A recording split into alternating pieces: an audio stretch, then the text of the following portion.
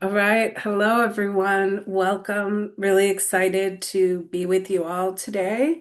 My name is Maureen Burns, and I'm one of the co-leaders of this group. So, welcome to Community Health Learning Collective, or CHLC, and welcome to our April session. We're so excited that you've taken some time out of your busy day to join us. We appreciate that.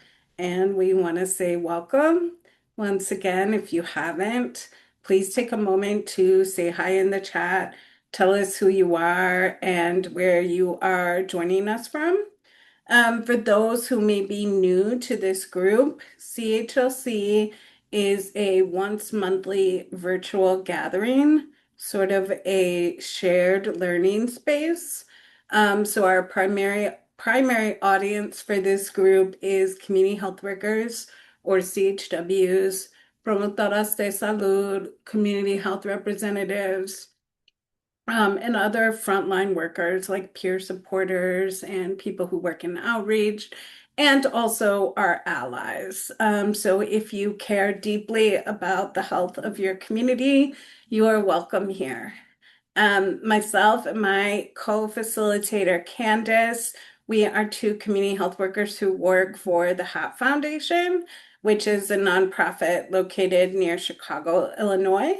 But this group is open to people across all geographic areas. So we typically have a pretty good mix of people who are local to Illinois and then also people who come from other states and other parts of the country. So no matter where you're from, thank you for being here. We're glad you're here. And typically we just gather once a month over Zoom to learn about topics that are important to the health of our communities. And so I'm really excited for today's topic because I think it's something that I don't think we've ever done before. So today's topic is Understanding Workers' Rights, a Basic Guide. And we're really thrilled to have Kevin Amaro with us. He is a program supervisor at Illinois Workers in Action, and a really passionate advocate for workers' rights. So we're super excited to have Kevin here and to hear from them about workers' rights, not only just for us all as workers, it's important to know our rights, but also thinking about when you deal with clients, specifically clients who could be in a position where maybe they are employed by an employer that is exploiting or not honoring their rights. It's really important for us as CHWs and as professionals to help advocate and make sure people know what their rights are. So with that, I'm gonna pass it over to you, Kevin. Thank you for being here. I know you're fresh off some travels. Well, thank you. Thank you. Hi, everybody. My name is Kevin Amaro. I'm so glad to be here with you all. I'm a native Chicagoan and have been really uh, invested in organizing for about 8 to 10 years for immigrant justice. So for different nonprofits, universities. But today, of course, I am representing Illinois Workers. Oh, here it is. Illinois Workers in Action. It's a grassroots nonprofit. Um, and we're growing. We're 5 years young, and we're here fighting for worker and immigrant rights. So think of us as an advocacy center, an educational center. We support organizing where we can, but we also, of course, try to connect individuals with the proper resources or practitioners that are needed. We'll do anything from, we do help out with some cases. Most of the time, you don't need an attorney. We'll talk about that a lot for labor. But we, of course, find ourselves um, basically just supporting in any way that we can. We have an office in the Bridgeport Arts Center in Chicago. I live in the south side of Chicago. We're also in Aurora, Bolingbrook, and North Chicago, Waukegan area. And so we get to work with all types of different families. For example, on the immigration front, we're here fundraising for a family who had somebody detained, and just trying to kind of navigate that space with them. We do a lot of workshops like this. Most of our time is these type of sessions. We love it. I love it. A lot of schools, churches, universities, and Of course, we even most of the time we find ourselves most of the labor things that we that come across um, our radar is people are unaware of even what unemployment is. What does it look like? How do you keep track with it? I swear to you, right? How do you even report wage theft? What does the process look like? Do I have the same rights? And these are the type of questions that we hear mostly, at least in the spaces that I'm in. So I think I love to see, I think as CHWs, you're all going to be, trusted liaisons and the community who educate everyone on these labor laws. And really, it's also connected to, um, the health of everyone, since we're all workers, and we all kind of have, for the most part, have to deal with work issues some way or the other. So sometimes it's good to be informed and share that information, but more importantly, to make sure people stop being taken advantage. So much of our immigrant community, and even, I mean, even our Black community, it seems that we have, it's easy to normalize some of the hardships in the workspace, especially depending on the type of job it is, especially factories, and hospitality industries. There seems to be this normalization of how hard it is. But yeah, the work can be hard, but it shouldn't be toxic. Okay, so please, um, feel free to ask any question throughout this. I love to just have more of a conversation. And honestly, we tend to have a joke whenever we do these that you cannot learn everything in one session. So this is just a general overview. But curious, as I'm setting up my screen, does anybody here have any questions already? Just to kind of have it on the back of my mind as we go through this. Do you see yourself? How is this going to how does this going to benefit you? And have you had these questions, whether labor issues, have they come up to you? Kind of curious where everyone's head is at, and I'll just set up my screen and see if anyone wants to share anything while I do this. I see one hand, Melissa. Good morning, Kevin. How are you this morning? Um, my question, I'm basically wondering if you have information that you could share, like a location and a phone number. I do need to reach out to you regarding something outside of what you're speaking on today, but still dealing with the discrimination. Okay, It's yeah. a personal issue with my daughter. She has been discriminated against at her employer, so she Ooh, does need help with resources. gotcha. I'll have it again at the end, but I'll put it in right now as well. Here's my Thank you. info, y'all. Please reach out. I see wage step as well. Thank you for flagging that. Yeah, like, happy to talk to you later today after this as well. Thank Um, you. can you repeat the question? Just the question was out there. If there was any other questions you had in mind before starting, have you already seen this need in your work or in your community? Um, just very basic. I think more questions will come up, but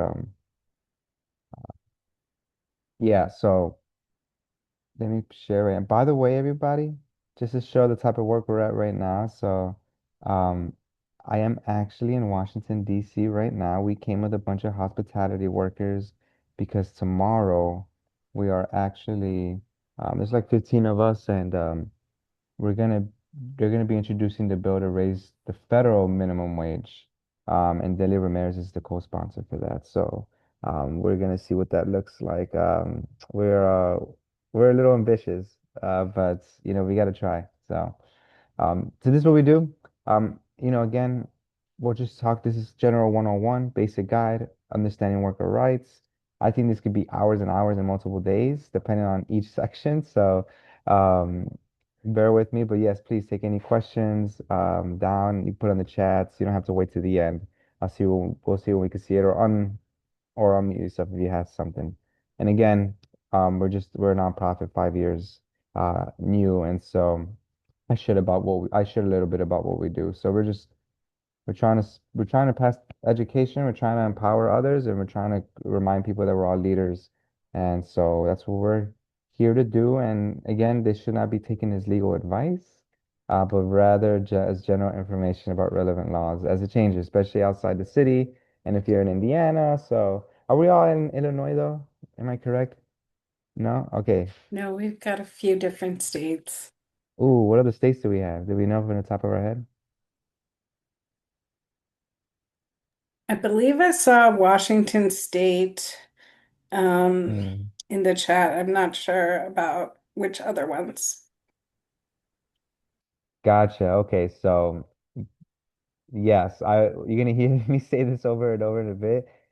There is ways there each state is gonna have different local ordinances and protections, so I highly encourage you all to investigate that. There is gonna be some talk about federal um, laws, but they need a lot of work. So this is basically an overview of some of the topics we'll discuss, okay? Very briefly, and let's just get to it, right? So I just want to things have gotten a little we're gonna talk about not as much on the digital spaces or like the art spaces, but we have to remember that we all have the same worker rights.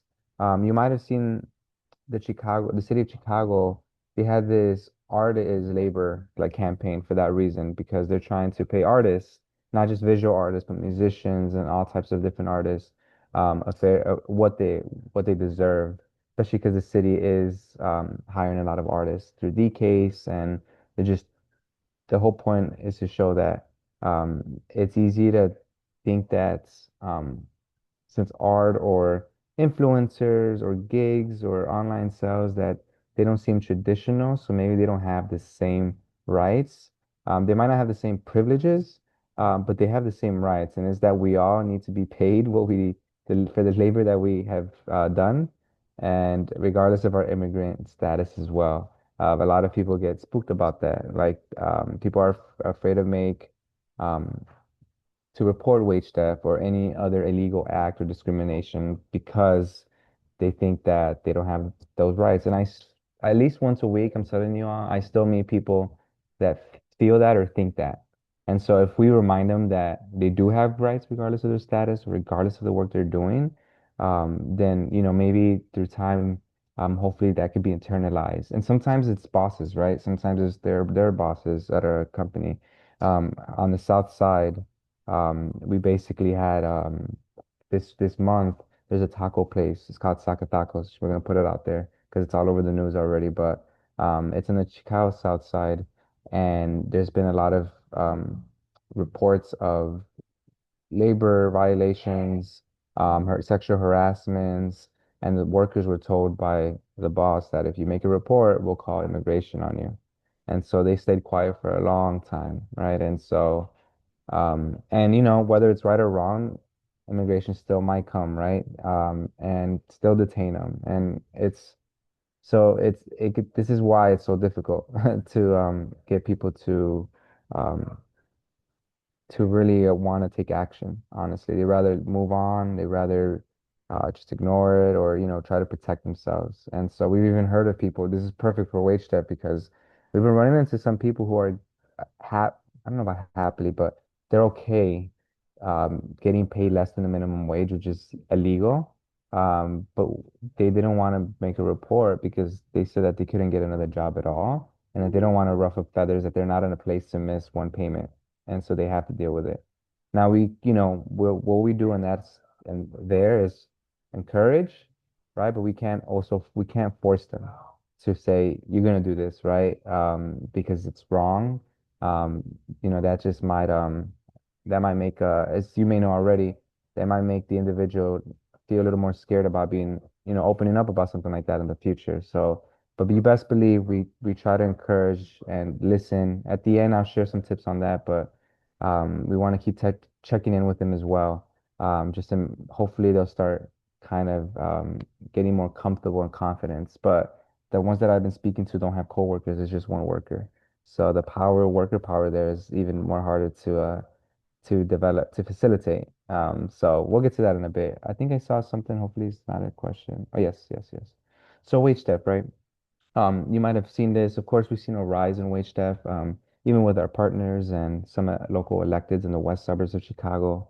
Um, Given that some of it because of immigration, some people have taken advantage. I wish I could give you a number, So, I don't think anyone was able to give us any numbers, not even the state representatives we were speaking to, but even some other worker centers, have shared that they have seen more a rise since this administration of wage theft or being threatened that they'll call immigration on them. And so, um, the wage theft could be many things, right? It's just simply not being paid for all the hours worked, unpaid overtime, stolen tips, or paid below minimum wage. The stolen tips is a massive, one of the most common complaints in the Chicagoland area with the hospitality workers that we hear from. There's a lot of disputes about that since they all have their own systems, and their own methods of how they're going to distribute tips. So that's what we hear a lot of our complaints from our partners as well. And workers have the right to, at least, again, the minimum wage, we'll look at what that is in a bit, and overtime pay, right? So some red flags is my employer didn't pay me, or man, they don't pay me on time. Like this again, like they should pay me this last week. They only paid in cash. Now that one is more of a yellow flag for some of us that may know. My family have never been able to get a job because they've never had any type of documentation. So paying cash was kind of the best way to go for them, but at the same time, it was easy to, um, you know, uh, be taken advantage of and lose track of how much they owe. Or, I don't get paid overtime. And again, just because there's a flag there, I'm kind of curious if y'all had this. What do you do then if people say that, but they tell you, okay, um, yeah, but it is messed up, but I'm not going to do anything about it. I think that's where it gets a little more that's where the art of having these conversations, I think, comes in because everyone gets different approach and has different lived experience. Um, let's see, and then I can see a comment here. Yes, in total wage theft from employers is more each year than all theft from robberies and other commonly considered thief crimes. Wow, it's crazy. I did not know that. All right, man, I don't find it hard to believe though. Um, so let's look at some of these examples, right? These are some on the left that we have. They're the most common that we see that I've already shared as well. Um, you know, I think a big piece too is when people don't have contracts, word of mouth. Sometimes it's with trusted people, but regardless if you trust them or it's family, it's always important to having writing responsibilities and your hourly pay, if it's going to be hourly, if it's going to be salary, if it's just a contract or if it's just a flat fee, all these things matter. I will say, um, just because you sign a contract, something that we get asked a lot, it doesn't, if it's an unfair contract, like pay an hour and you signed it, and you agreed to it, that does not make it, that could be considered invalid because it is extremely, um, it is, it is unethical. Of course, it's illegal. And so that is something that a worker does not have to, um, a worker does not have to feel that's over and that they can't do anything about it because they're taking advantage of the worker. Okay, so just because there's a contract doesn't mean it can't be broken, especially that's just an example of something that we've seen. But yeah, of course, now having, like meal break violations is so common, especially factories, even in nonprofits, I'll be honest. I've heard some complaints about nonprofits and some of these violations. So it's not just businesses, it's just human circumstance that happens in so many different spaces. It just might look different. And especially for nonprofits, right? Like the breaks, the off the clock work. That is something that because we have sometimes we have multiple hats and we do so many different things. Sometimes we do more than 40 hours, right? And sometimes it's salary. So, that is something that we want to remind people not to, that confidence that comes with that is it's hard, right? Something we would have to like support people and kind of facilitating that growth because sometimes it could feel like because nonprofit work is passion work, it's easy to get lost in that. And sometimes, to be honest, sometimes we people have been taken advantage of for having that passion and that heart because they know we're going to show up and do everything that we need to do for the community. But you got to take care of yourself. And if it's salaried, right, we have to share with others that You still have to do your hours. The world, you're doing what you can, but you have to take care of yourself as well and to not overdo it, burn out. Um, and this happens a lot. So, and I think I talked about the tip theft and, paying the tip wage for non-tip work. So that gets super muddy and complicated. But these are some of the more common examples that we see. Um, kind of just I think a common thing that I always share with people is that if something feels off, if something doesn't feel right, um, your body might be telling you something, and we're gonna see this come up more and more throughout this. Okay, so I wouldn't ignore that. But it's what you do with it that's kind of important. Okay, so we'll keep coming to that idea in a bit. And again, the Paid Leave for All Workers Act is important. Of course, this kind of allows employees to earn up to 40 years of paid leave per year. Of course, acquiring 1 hour for every 40 hours worked. And in Chicago, employees who work at least 80 hours within a 120-day period are eligible to acquire 1 hour paid sick leave for every 40 hours worked. Again, as you see, this is going to be different. It might even be different from state to state. And it might be important to just do a brief search on what's happening in your area, just to double check. And so that's a quick Google search, but I see there's a bunch of different states here. I would only focus on the Midwest quite a bit. So um, same thing with this going to discrimination and harassment, something that we've been seeing a lot. I got into this work as I did for 3 to 4 years, supporting people through hate crimes and hate incidents, reports in the workspace. And again, this is like there's actually a Chicago ordinance, right? So um, specifically in Chicago, you can now report hate incidents to the police, and it will be documented. So a hate crime between a hate incident, does anyone know the difference? What will be the difference between a hate crime and a hate incident, if anyone knows? Um, I don't know. I'm thinking maybe an incident is something where someone expresses hateful behavior, but maybe it doesn't rise to the level of like striking you or harming you physically.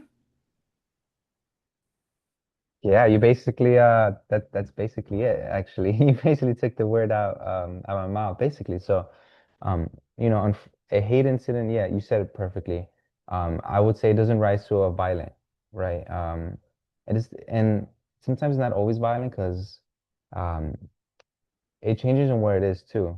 So, out in the street, it's there's only so much that could be done. People could be hateful in public for the most part, unless it's at a work events or if it's there's certain spaces where it might be there could be some legal consequences. You could also honestly, if you have your property, you could put up hateful material in your front lawn, for example, too. That is also frowned upon and messed up, but it's not illegal. Even as far as distributing hateful material, depends on how it's worded. That hate incident could be considered a hate incident. And now you're looking at a hate crime. Um, when it is any crime committed, um, theft, stalking, robbery, um, you could fill in any other ones that you could think about. Uh, Even virtual, like stalking and harassment. Like if any of those things are done to you um, because of because they're attacking a part of your identity, then it might be a hate crime. So let's think about your identity real quick. What comes to mind what are some protected classes that comes to mind when you think about your identity?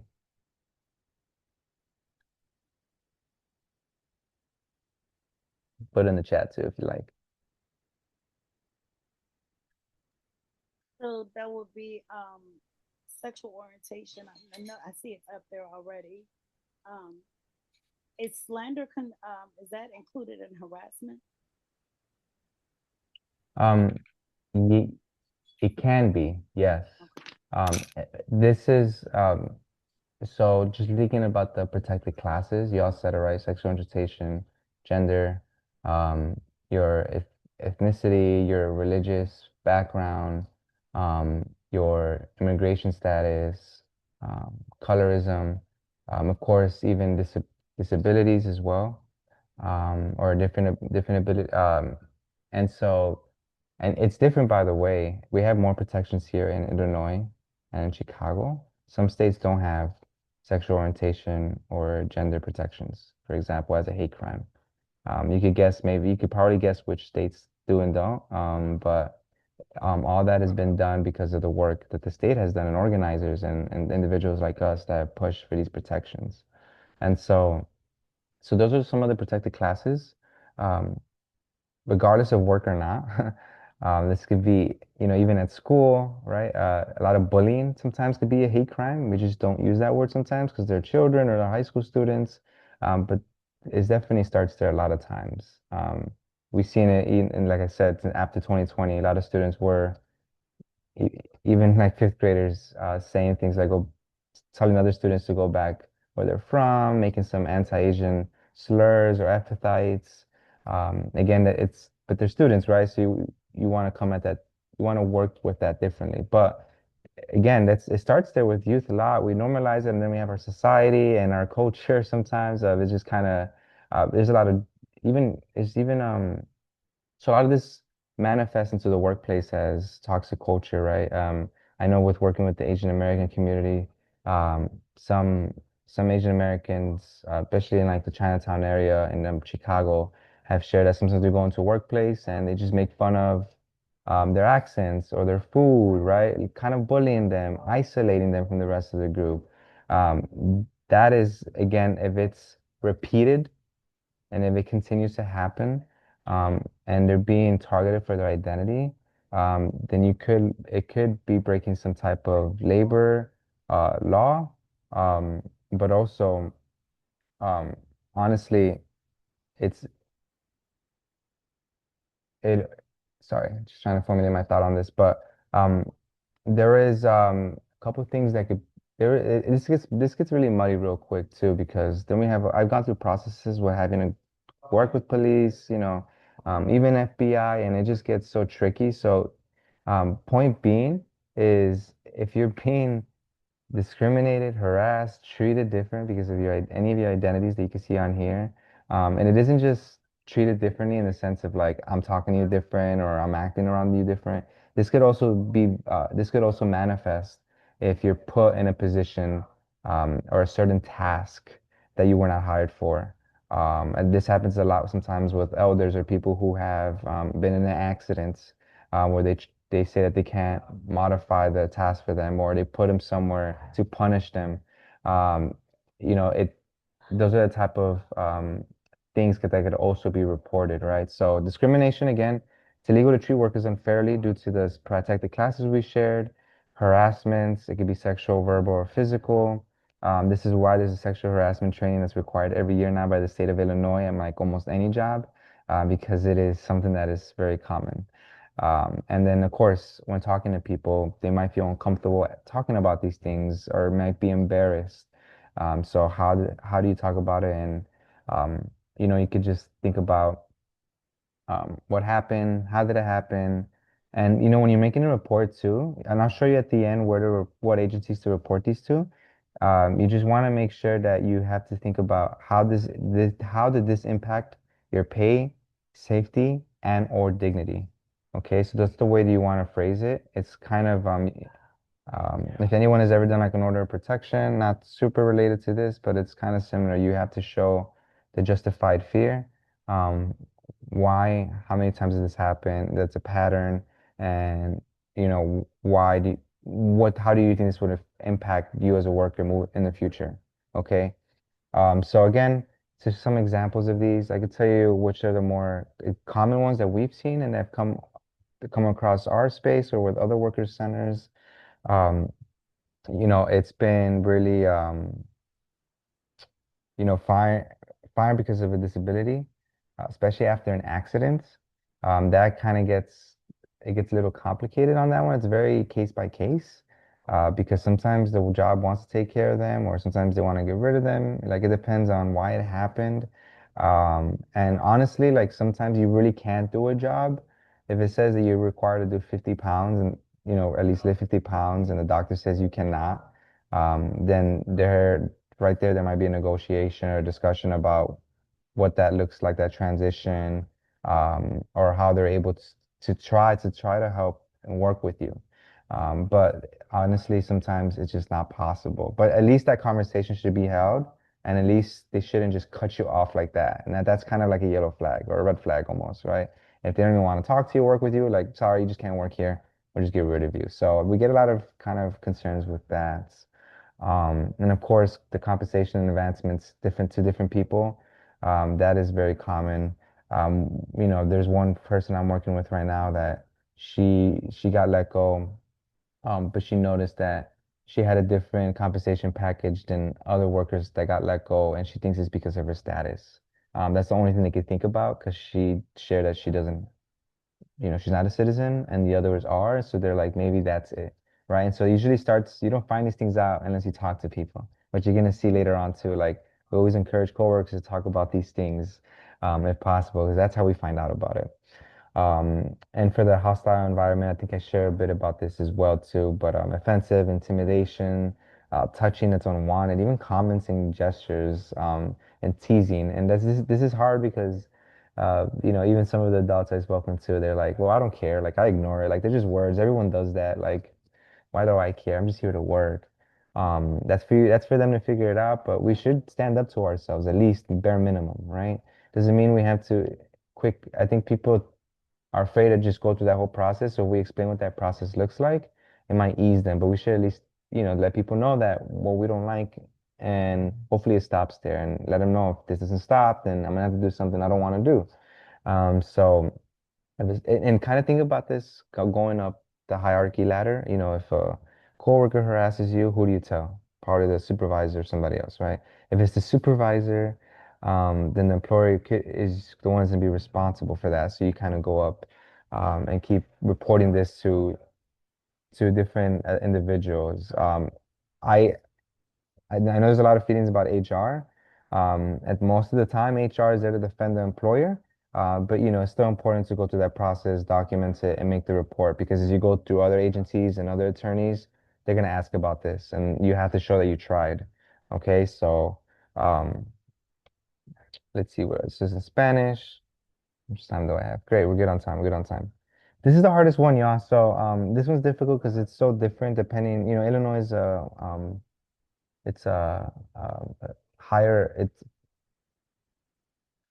Uh, Depending on the type of job, how the accident happened, how tragic, how severe it is, if they're giving you a compensation, what is it, what insurance you have, right? This gets very tricky very quick. I could just give you an example. One person I've been speaking with right now, we did referral with them, but they got into an accident at work, but because it was through a staffing agency, the staffing agency was saying it's the employer's responsibility, but the employer was saying that it was the staffing agency's responsibility to take care of it.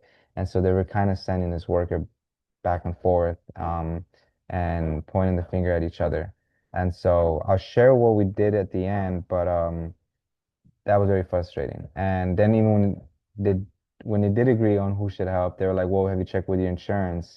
So it's a lot, honestly, to do this. So if you have a chance, it'd be really important, especially for those that are outside of in different states or in different municipalities. Find out who's a trusted advocate or legal rep or attorney, because some of them come and go, and I'm gonna be honest, even for us, it's been hard to have a consistent, trusted attorney to help out with some of these things. I think right now, I would definitely just find out, giving those cold calls before something happens, or and ask others who are pool if they have a list, because you want to see if they're going to charge up front, what are some reviews online, and that's how we've been kind of developing and maintaining the list, because I feel like it changes every year for us even. And so we all have, again, the right to the safe workplace. And for accidents, we have the rights to medical care or workers' compensation. Okay. Um, Something the red flag is I was hurt on the job is unsafe, the boss told me not to report it. And a common thing too that we share with everybody, even if you do get a compensation package, um, It depends on how much energy one has, but most of the time, and this is just common one-on-one with a bunch of different worker rights advocates, and even attorneys, the employer is never going to give you the best deal or the best package. So that's why, depending on the severity, sometimes people do go through an attorney to negotiate for a better pa benefits package because they should be paying for some of your.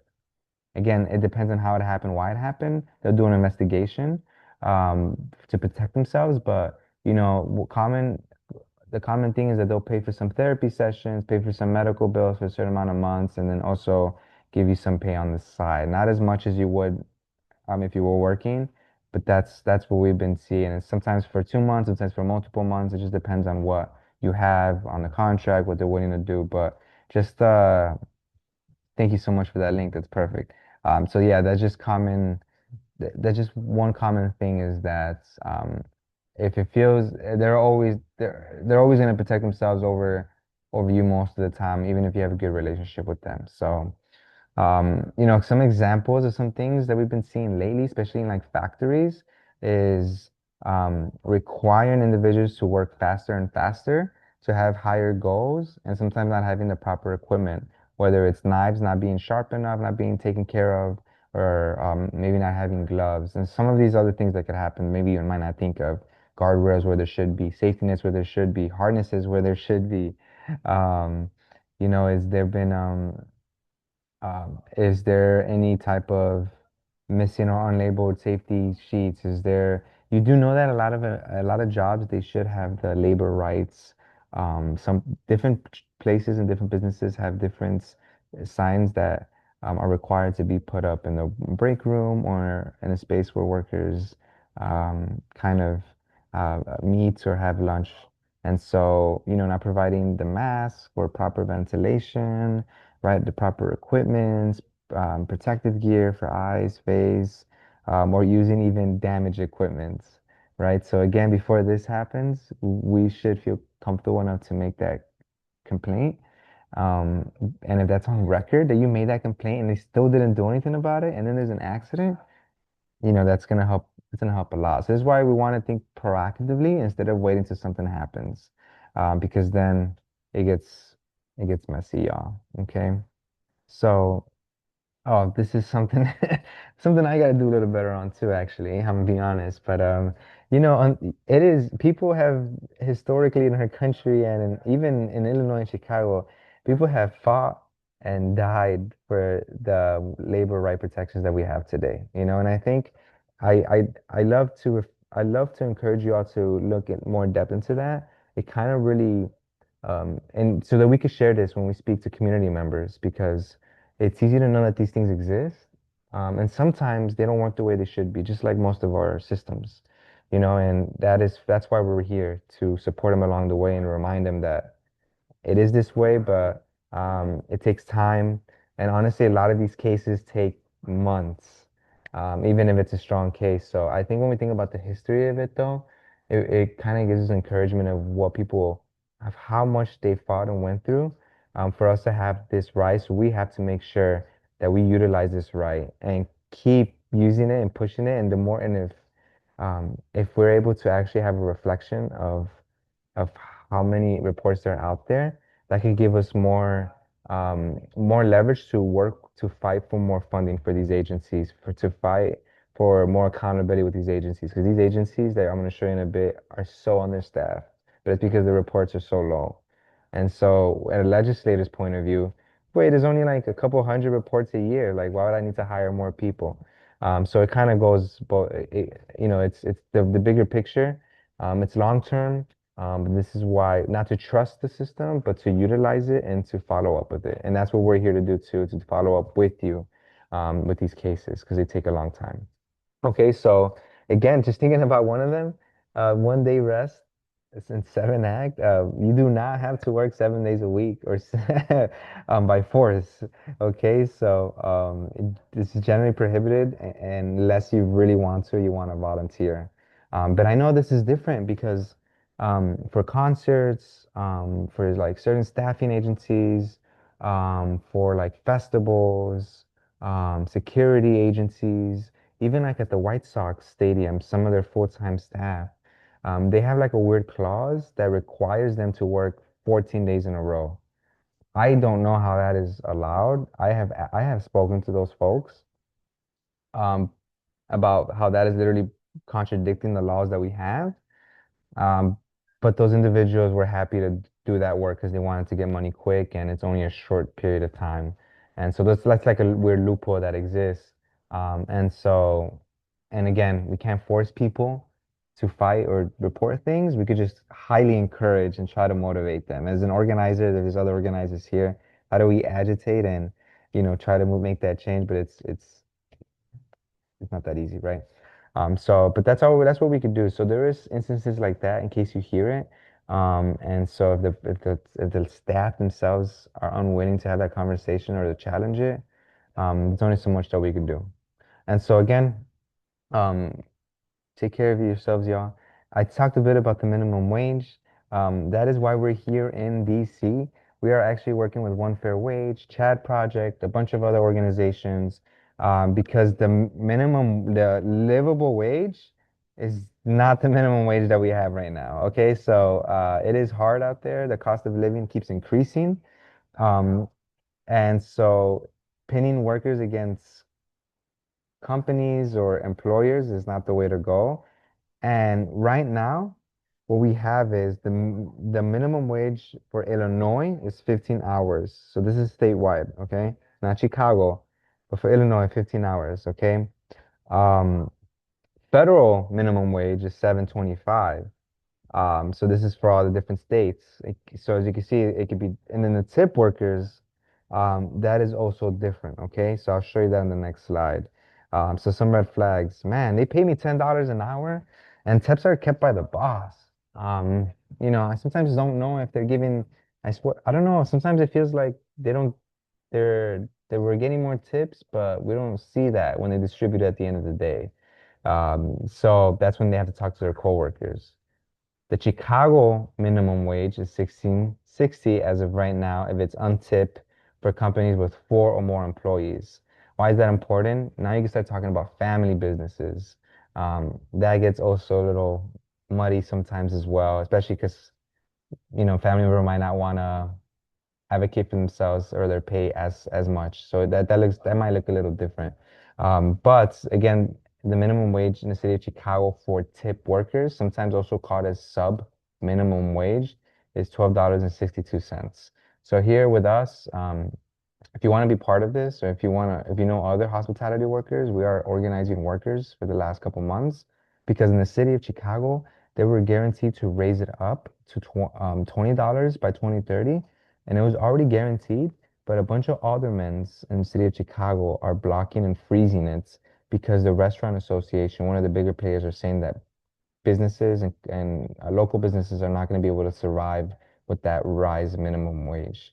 And of course, just so you all know, there's a lot to that, but they're using specific data for specific small businesses, but the Restaurant Association is mostly like the multi-million dollar companies downtown that could afford this. So and it's been messy. We're organizing every week, so we could raise this. But that's why we're in DC today, so that we're going to be there so they can introduce the federal minimum wage to go up, so we can stop fighting for this local ordinances, and hopefully this could be another way to trump all these other local fights that we've been having. So a lot there.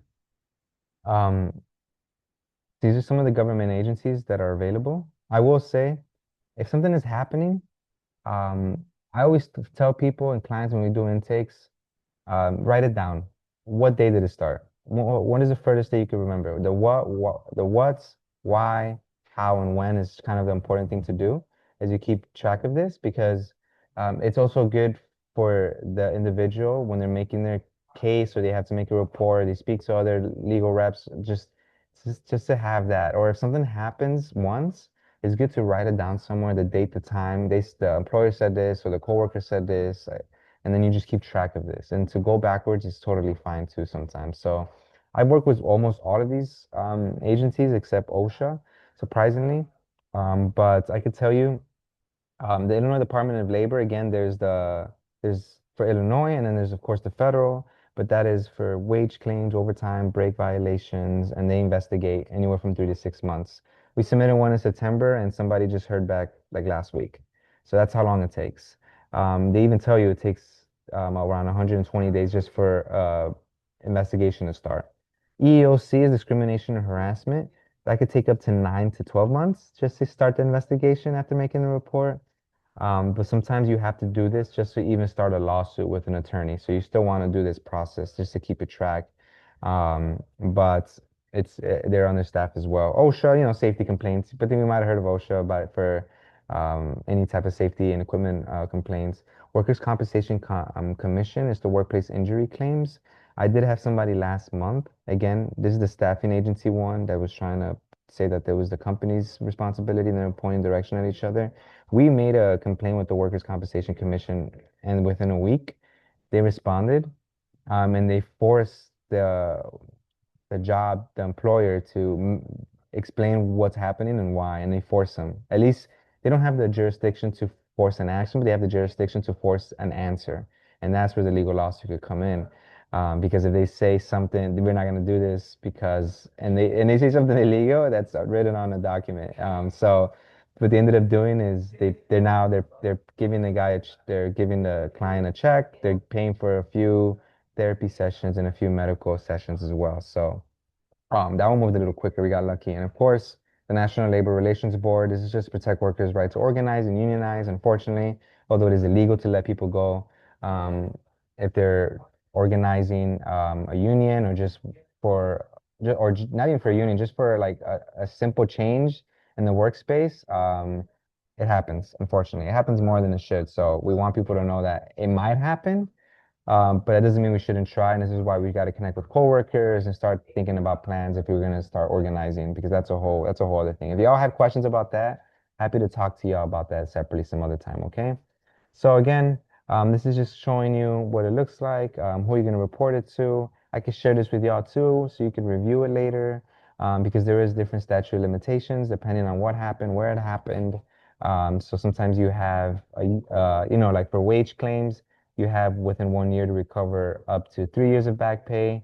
But then, for accidents, you have 45 days just to report the incidents. That doesn't mean, just to have that report. So I can make sure to share this with y'all, because, you're going to want to do that homework as well. And honestly, like, we always kind of check back just in case, because there's so much to memorize and there's so much to know. So, how to help an individual or worker, just listen to them, let them tell their story, right? Sometimes it's sporadic, it's all over. So how do we facilitate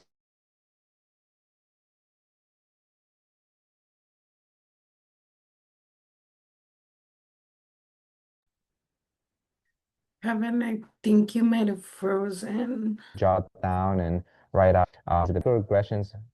Oh no. You're Hello. back now. You just cut out for a minute. Oh, okay. I was just gonna say, sorry, listening carefully, it's very important, making sure people are documenting everything that's happening, how they feel. The microaggressions are super important because they're not illegal. People, they might say something or look at you different or make a joke and like, why would you say that? Like it just makes you think like these are important too, right? And so again, the who, what, when, and where. You can explain the process and options. I find that if you upfront say, hey, I'm not an attorney, or like this does takes many, many months. Bear with me. That helps more than to find out later on, because then people just don't do it anymore or don't want to engage with it. And of course, documenting everything, screenshots, texts, emails, having the workplace like your what do they call it? The workplace, not document, but my goodness, when you start work and they give you the handbook, there you go. Those are the type of things that are important, but of course, referring to the proper agency or legal aid is the best way to go. But you could all give general advice. And so, for Illinois and federal law, again, retaliation is illegal, it prohibits complaining about or opposing discrimination. But again, it doesn't mean that this doesn't happen. It does.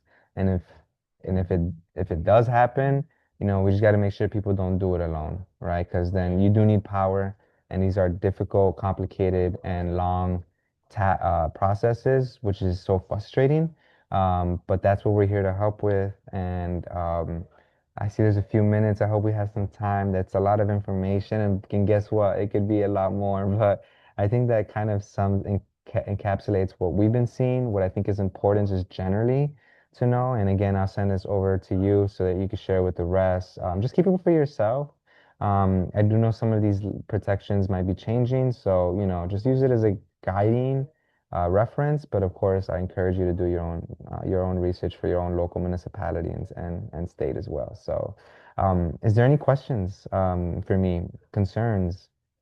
Is there anything I didn't answer? If it's a specific case, please feel free to message me though. But more general questions, or education or outreach, I'm happy to answer the best of my ability. Thank you so much, Kevin. That was amazing.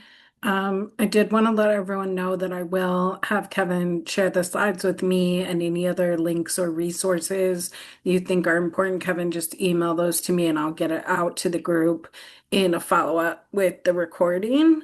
And yeah, anyone have any questions they would like to ask, please feel free. Can I screenshot? No, I can't. Let me see, there's a question. Oh, just more thank you. I hope some of you reach out. I think I put my email in there. I'd love to talk. And again, for those that are in the Illinois area, anytime, please. I feel so privileged to be able to do this work, and in a grassroots level, because we've done these educational sessions 6 in the morning before a restaurant opens, 9 p.m. after they close, weekdays, virtual. I mean, we're in DC right now, and I'm here with y'all. So like, anytime I could be a support or do like a train the trainer or anything, I want you all to take this on so you could do these as well. But please count on me for any support, just to talk, even a chat. It doesn't have to be a case, anything. I want to be helpful to y'all. And thank you for all the work that y'all do. And we need you all out there to keep supporting, protecting our communities. Yeah, absolutely. This was really great. I feel like learned some new things that we didn't know and probably got some reminders about some things that maybe we did know or should have known. So really appreciate you, Kevin. Um, I also just want to remind everyone about our next session. So again, we meet monthly and we will next gather together on Wednesday, May 20th at 12 p.m. Central Time. And that session will focus on preventing sleep-related infant death. So we're going to be talking about SIDS and how to protect babies and sort of best practices for infant sleep. So that'll be a great session. Once again, just want to thank you all for being here today, and so much thanks to you, Kevin, for sharing your knowledge and experiences with us. We really appreciate it.